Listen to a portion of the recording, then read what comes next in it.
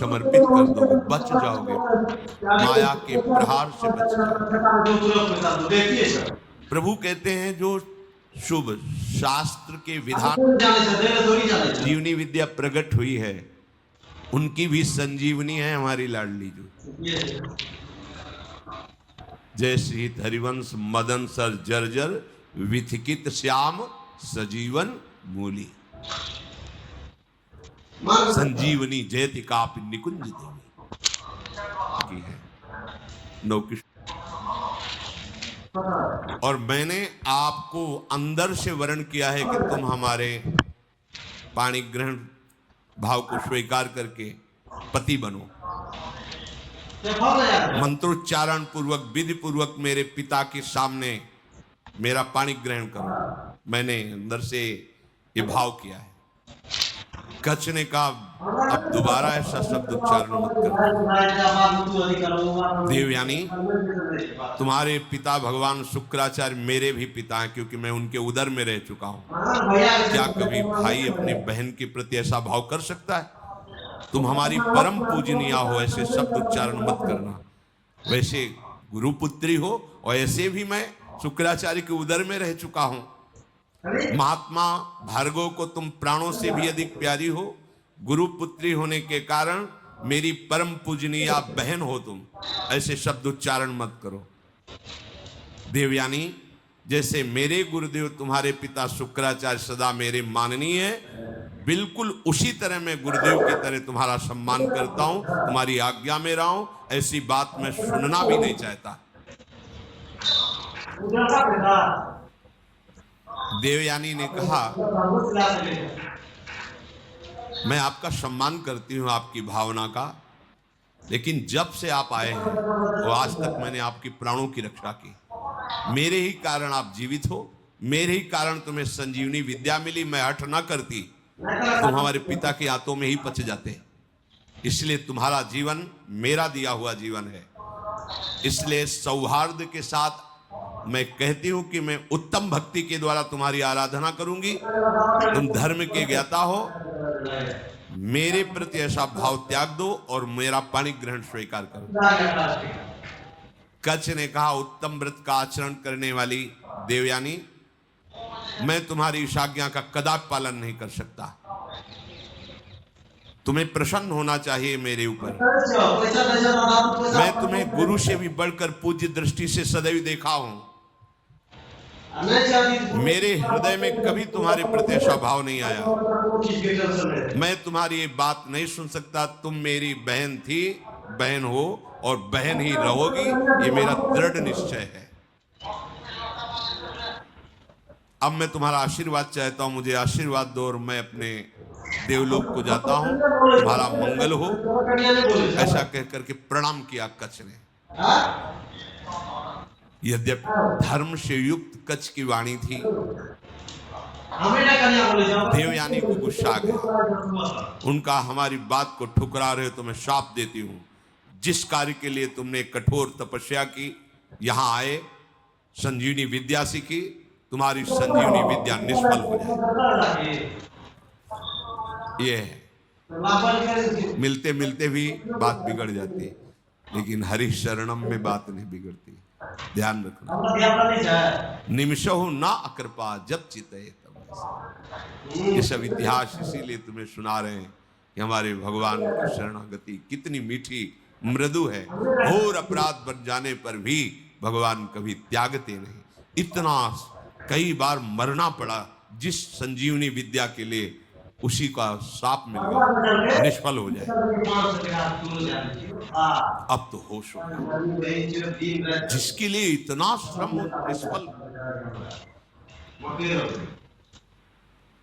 देवयानी, ये तुमने धर्मयुक्त कार्य नहीं किया।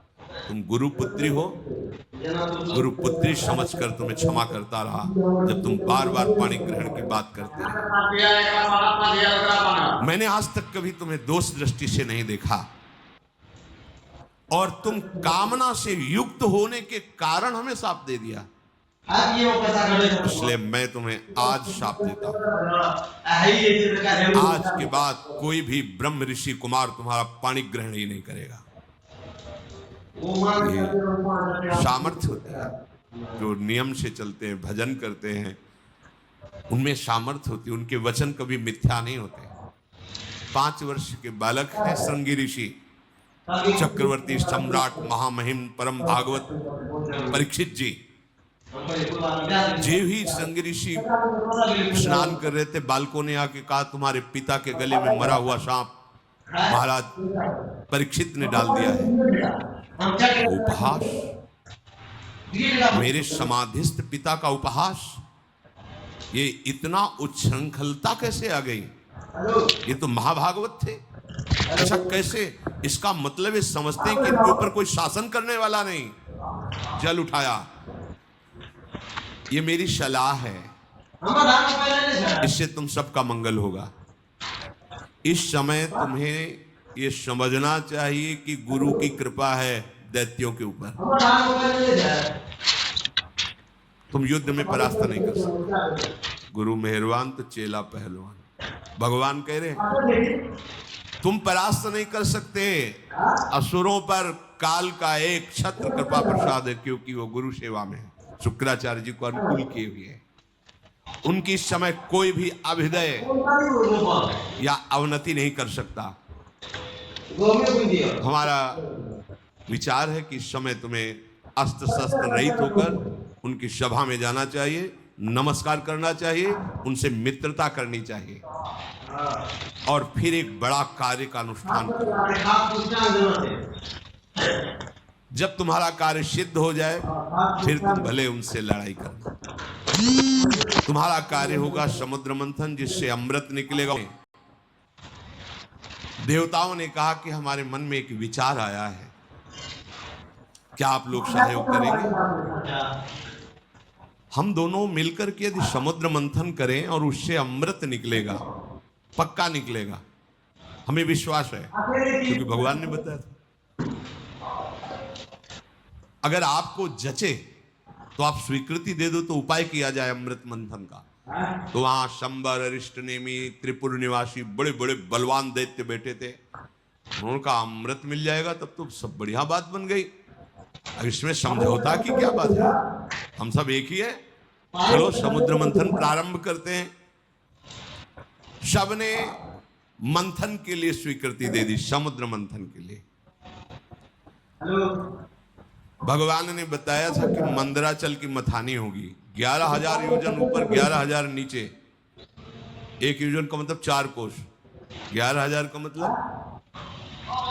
11 का मतलब सारी औषधियों में सामर्थ्य उन्हीं के है। अगर कोई औषधि काम कर रही है तो भगवान की ही सामर्थ्य है। वो आपको, आपके मन को, आपके हृदय को परम शीतल कर। इसलिए सब औषधियों की औषधि हरि नाम है, विश्वास करो। अमृतमयी दृष्टि से सबको स्वस्थ और जीवित कर दिया। इसके बाद गरुड़ जी को आदेश किया, गरुड़ जी थोड़ा नीचे उतरे। ऐसे ही जैसे कोई कमल का फूल पकड़े, ऐसे भगवान ने मंदराचल को उठाया, गरुड़ जी के एक पंखे पे रख लिया और कहा चलो समुद्र के किनारे से, और समुद्र के तट पर जाकर मंदराचल को विराजमान किया। भगवान के आज्ञानुसार वासुकी नाग को बुलाया गया और कहा तुम्हें हम वचन देते हैं कि अमृत में तुम्हारा हिस्सा होगा, पर आपको नीति का काम करना पड़ेगा। वासुकी नागों के राजा है, हजारों फड़धारी, विशाल काय, वो भी आनंदित हुए और समुद्र मंथन में मंदराचल की नीति, वो रस्सी बनने का काम किया। अब उत्साह सहित मंदराचल को समुद्र में पधराया गया। ऊपर से वासुकी नाग की नेति बनी। समुद्र मंथन आरंभ किया गया। भगवान ने देवताओं को इशारा किया हमारे साथ आओ। वो वासुकी नाग के मुख को की तरफ असुर लोग हट गए, बोले हमको तुम इतना नीच समझते हो कि सांप की पूंछ पकड़ेंगे, नहीं होगा समुद्र मंथन।